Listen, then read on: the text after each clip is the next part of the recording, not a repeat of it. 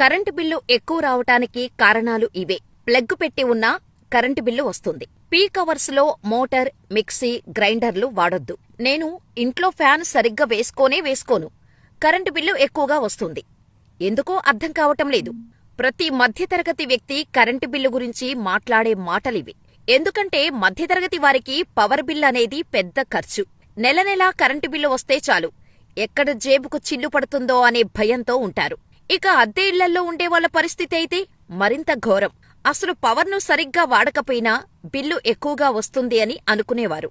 కొన్ని సులభమైన చర్యలను అనుసరించటం ద్వారా మీ పవర్ బిల్లును తగ్గించుకోవచ్చు.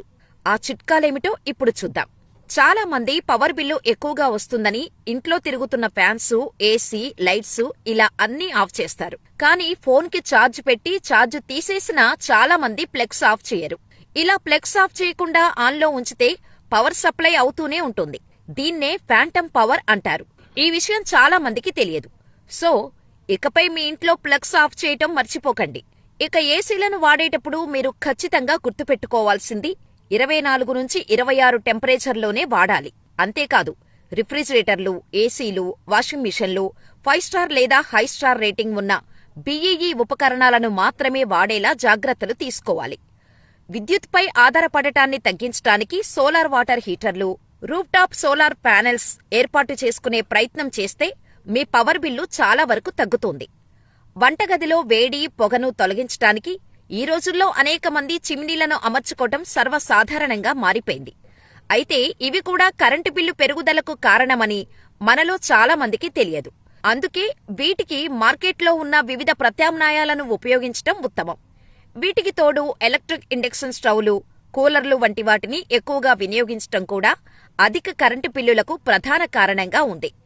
వీటి వినియోగాన్ని తగ్గించుకోవటం ద్వారా కరెంటు బిల్లు ఏకంగా సగానికి పైగా తగ్గుతుందని గుర్తుంచుకోండి.